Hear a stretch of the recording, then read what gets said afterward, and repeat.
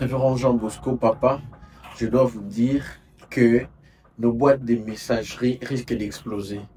Sur les réseaux sociaux, Facebook, sur YouTube, dans votre boîte mail, il y a des chrétiens de partout dans le monde qui nous posent des questions. Quel est votre avis par rapport à deux sujets qui défraient la chronique notamment?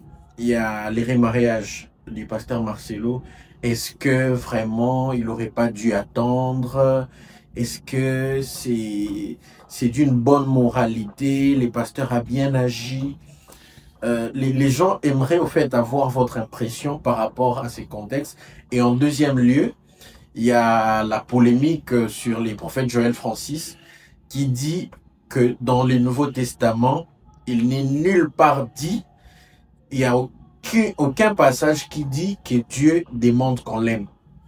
Et donc, par rapport à ça, il y a des diverses manières, mais des gens veulent savoir c'est quoi votre réaction par rapport à ces deux questions, on va dire.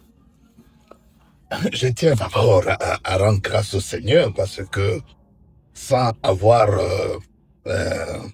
la prétention de me vaticaniser, que je commence à donner le point de vue sur des sujets, et surtout quand ça relève des opinions, parce que c'est pas une doctrine, hein, par rapport au remariage du pasteur Marcelo, dont nous apprécions vraiment le travail. Et ça montre aussi l'intérêt que ça suscite quand quelque chose lui concerne, soit dans le malheur, soit dans le bonheur. Les gens trouvent qu'il lui appartient plus seul. Ça devient comme un patrimoine national, international, qui fait que les gens peuvent avoir des points de vue variés. Je l'en supplie qu'ils puissent accepter ça. Ça va toujours ensemble avec la notoriété et la dimension qu'il a conquue par la grâce du Seigneur. Mais en réalité, le pasteur Marcelo, à une période de sa vie, on était beaucoup plus proches. Et en étant proche, donc je connaissais bien Maman Blanche. Et je peux bien témoigner que le pasteur Marcelo parfois venait me chercher après le culte pour qu'on aille, par exemple, en téléphonie. Et là, on pouvait manger et jouer, n'est-ce pas, au Scrabble. Personne ne peut croire que j'ai vécu des choses comme ça avec pasteur Marcelo. Il me posait des questions lorsque, surtout, il a fait la migration entre Lemba pour aller à Limete. Beaucoup de questions, des stratégies, des développements. Et il venait me chercher ici au sang précieux. Et il m'appelait aussi. Mais je crois qu'à cause des charges et des responsabilités, on se voit de temps en temps. Quand il y a un problème, je n'hésite jamais d'y aller parler avec lui. Je crois que beaucoup de gens ne peuvent même pas y penser que je fais ça. Parce que moi, quand ça concerne l'Église, ça concerne la foi, ça concerne le pasteur, c'est vrai que je n'agis pas en syndicaliste, mais plutôt en frère. Je trouve que il est bien c'est comme ça. Quand les gens me posent des questions, d'abord, la Bible ne donne pas une durée légale pour un veuf de se remarier. Et pasteur Marcelo, dans ce qu'il a fait, il a écorché ni la morale, ni la Bible, ni la tradition. Si nous voulons même aller dans nos traditions en tant que de Bantous, c'est beaucoup plus sévère. Parce qu'à l'époque, lorsque un homme perd sa femme, et le veuf, juste 2 jours, 3 jours après, on prend la petite sœur ou l'une des sœurs, même une cousine de la défunte, et elle va automatiquement remplacer sa sœur qui est allée au-delà. Donc ça prenait 1 jour, 2 jours, ce que genre, ce n'est pas nos traditions, nos coutumes. Non, ils sont en train de mentir. Si nous questionnons nos traditions, nos coutumes, je crois même que de longue durée que nous avons, c'est les traditions judéo-chrétiennes. Hein? Mais ça n'a rien à voir avec les traditions, nous, comme des Bantous, qui n'étaient pas mauvais. Parce qu'à la Bible aussi, nous le voyons, même un jour, ils ont posé la question à Jésus-Christ, tel homme est mort, et que elle a pris la sœur de sa femme, et des questions autour, n'est-ce pas, de remariage dans ce sens-là. Donc, moi, à mon avis, je trouve que l'homme de Dieu, il est vraiment en droit de se remarier. Et ce qui va vous surprendre, que la Bible ne parle pas trop du veuf. La Bible parle beaucoup de la veuve. Parce que dans la structure humaine, généralement, la personne qui est lésée lorsqu'il y a ce genre de problème, c'est la veuve.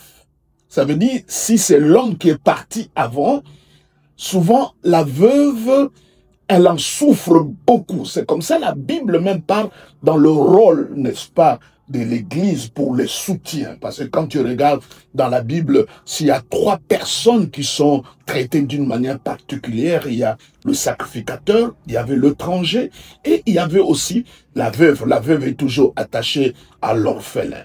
Donc pour moi, question de durée, de tout ça, ça n'a rien à voir. Il y a quelqu'un d'autre qui a dit, ah, à quel moment il est tombé amoureux? Il n'a pas besoin de tomber amoureux.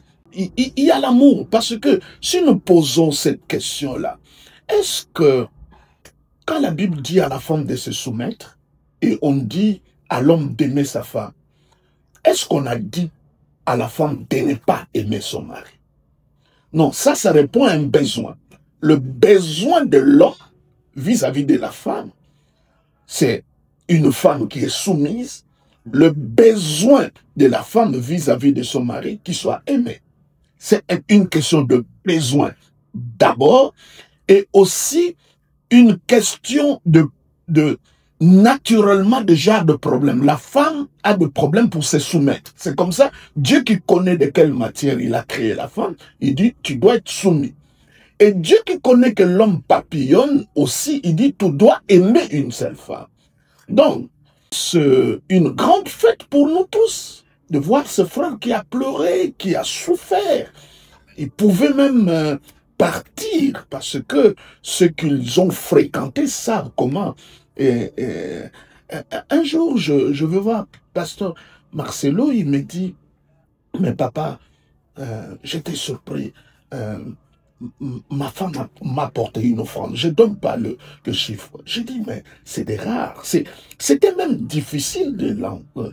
Et même quand on est là, qu'elle parle. Donc, il est le seul qui a souffert de ça.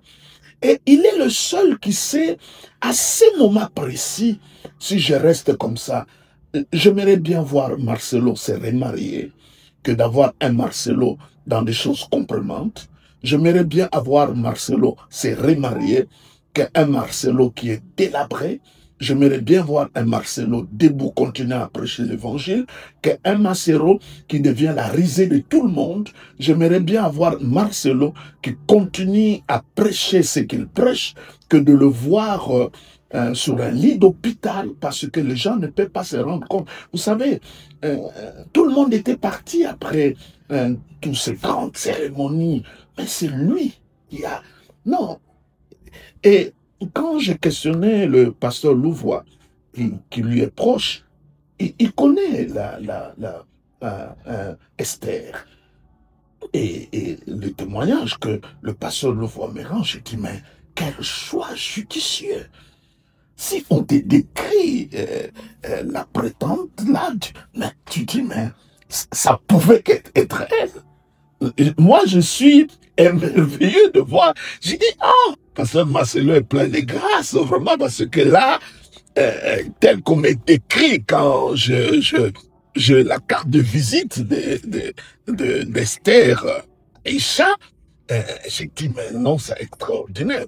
Mais les gens verront que la présence de cette femme-là va amener à l'Église et le ministère de l'homme de Dieu quelque chose de très grand et très redoutable. Mais d'autres considérations, là, je ne connais pas très bien, mais moi, je donne...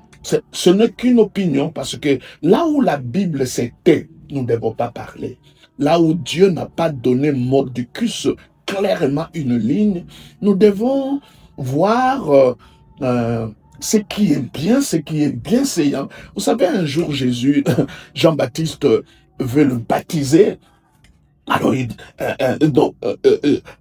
Jésus propose à Jean-Baptiste qu'il soit baptisé par lui. Jean-Baptiste refuse et Jésus dit, faisons ce qui est convenable. Il y a des moments dans la vie, on se complique trop. Est-ce que c'est convenable que Marcelo se remarie? Oui. Mais les gens ne voient pas la tâche lourde de cette femme qui n'a jamais été au Congo, pas à Kinshasa, et qui vient épouser un homme si célèbre, si grand. Pourquoi on ne doit pas la soutenir? Les enfants qui n'ont pas encore... Je te donne un exemple. Moi, je perdis ma mère aussitôt que je l'ai perdue, parce que tous les dimanches, mon fils, je vois voir ma mère après le culte. Je fais 3 dimanches. Dans ma tête, elle n'était pas morte. Je suis allé jusque devant la grille, je klaxonne. Et la sentinelle sort, je dis, Maman Azali, est-ce que maman est là? Wow. Mais ça prie, tu tombes. Pourquoi on ne doit pas... L'église doit prier. Nous ne sommes pas des tiktokers. Ce n'est pas de la matière. On parle de la vie de quelqu'un. Et si les pasteurs, les chrétiens se comportent aussi en termes de matière, dans une matière, ça, ce sont des choses graves. On doit faire très, très attention, mettre de dos d'âme dans nos langues quand nous parlons, parce que beaucoup de retenues. Mais là, moi, je crois que on va expérimenter encore d'une manière prophétique dans la vie de notre frère des choses encore beaucoup plus extraordinaires. Moi, Non, non. Pourquoi la Bible parle de la veuve, pas du veuve? Parce que le veuf, il n'est pas vulnérable après avoir perdu la femme. Donc, il a libre choix de choisir. Mais la veuve doit être choisie. Donc, elle subit le choix. Mais le veuf ne subit pas le choix. Quel que soit l'âge, quel que soit le nombre d'enfants. Mais la veuve subit et l'âge et les enfants qu'il a eu dans son premier mariage. C'est comme ça la Bible parle beaucoup de la veuve que du veuf. Mais ici, il s'agit d'un veuf, donc on ne doit pas trop parler, parce que la Bible même n'en parle pas trop du veuf. Absolument pas. Donc, demain, c'est une fête nationale. Hein? C'est un mariage on célèbre tous avec bonheur et joie. Et si c'était à côté, on pouvait même aller à pied, et aller acclamer et soutenir. Moi, ma prière surtout, c'est pour les enfants. Et c'est pour Aïcha, la prétente,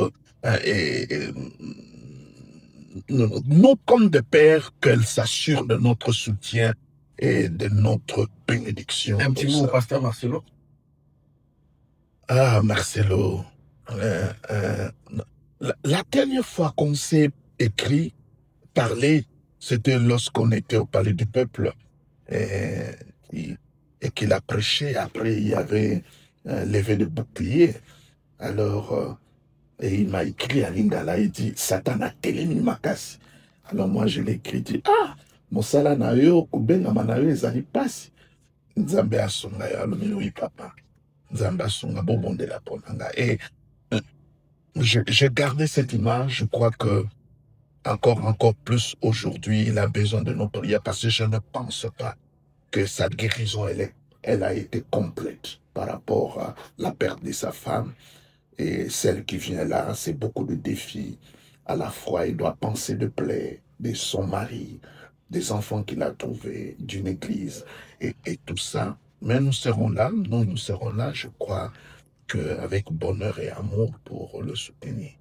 Mais Marcelo doit le savoir que il arrive que nous ne prêchons pas les mêmes choses. On a vraiment parfois des choses, mais je crois que Dieu est en lui. C'est ce qui est l'essentiel. Dieu est en lui et c'est un serviteur de Dieu et il est choisi par le Seigneur. Et il y a d'autres choses, c'est lié à son âge. Quand il va atteindre notre âge, il pourra aussi commencer quand même à voir d'autres choses différentes. Heureux mariage, couple Tunasi. Mais heureux mariage, couple Tunasi, Esther et les Tounassi, et que la bénédiction de Dieu repose même sur les enfants. Amen. Gloire au Seigneur. Amen. Et la question, rapidement, des prophètes, sur les prophètes. Ça, c'est la doctrine. Ça m'intéresse, mais je n'ai pas assez de temps comme je dois partir. Okay. Mais je pourrais simplement dire que le prophète Joël Francis a complètement raison. Complètement, totalement raison. La polémique. Non, la démarche de la nouvelle alliance, c'est que c'est que je n'aime pas trop de termes, je vais choquer. Je crois que la bonne nouvelle ne doit pas être, c'est déjà une bonne nouvelle, ça ne doit pas être annoncé dans le terme de choquer. C'est une bonne nouvelle. Et quand on annonce le bonne nouvelle, c'est la bonne nouvelle. Donc, mais tout ça, c'est lié aussi à... Je ne peux pas demander à Joël Francis de commencer à parler comme moi. Non, moi, j'ai un certain âge aussi. Peut-être à son âge, j'en ai fait pire que lui. Hein? Non, je pense. Mais ce qu'il a dit est vraiment correct. Hein? Par exemple, dans la Bible, il y a des passages qui nous disent que Dieu nous aime. Mais il n'y a pas de témoignage de l'amour de Dieu. Je t'aime. Non, il n'y a pas. Mais toute la Bible prouve que nous sommes aimés par lui. Donc, il ne faut pas que ça soit... Dieu n'existe pas à cause de nous. Dieu n'est pas Dieu parce que nous l'aimons. Notre amour, je le dis toujours, ce n'est pas la racine. C'est le fruit. Mais la racine, c'est l'amour de Dieu. La Bible dit, soyez fondés et enracinés dans l'amour de Dieu. Amen, amen. Donc, dans ce qu'il est en train de dire, même ce que les gens disent, aime Dieu de tout ton cœur, mais c'est la loi. Personne ne peut atteindre ces standards.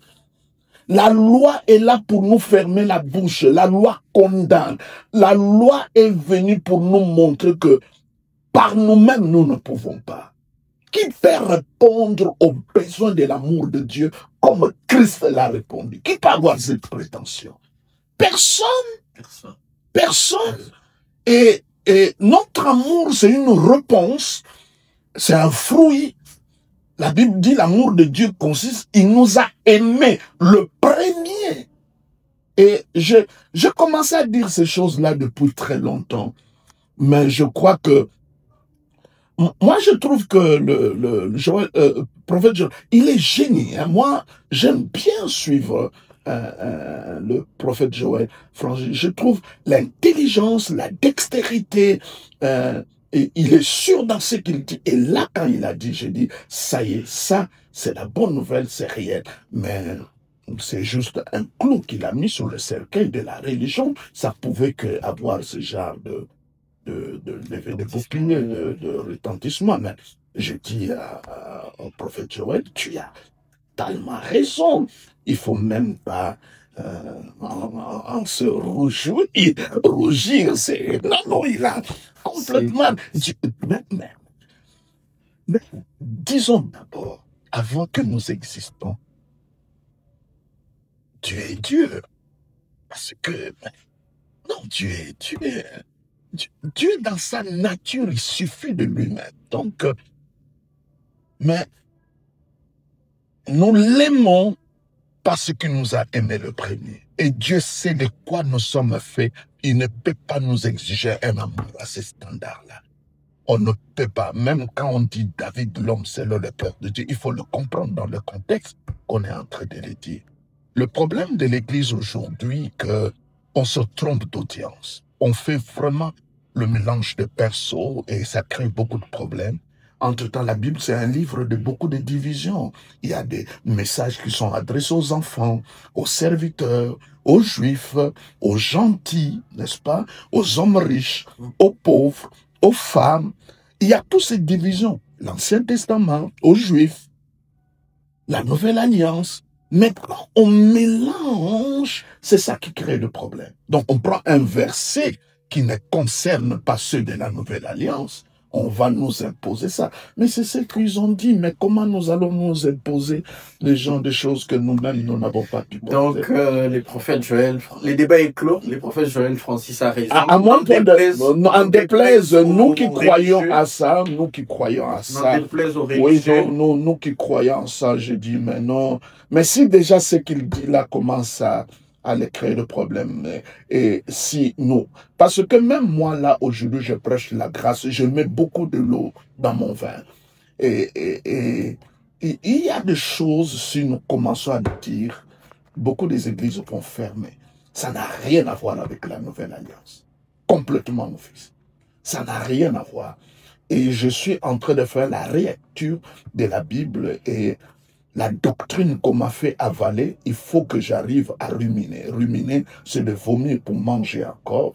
Et c'est ce que je dis bravo à mon cher Joël Francis et cette belle inclinaison de la grâce de la nouvelle alliance. Je dis, waouh, ça c'est magnifique, magnifique. Ça pouvait que déranger. Et j'ai dit, mon petit enfonce encore un clou sur le cercueil de la religion. Et c'est ce qu'il a fait. Et comme c'est un porte-voix, ça a beaucoup retenti plus que nous quand nous le disons et nous disons bravo et gloire à Dieu.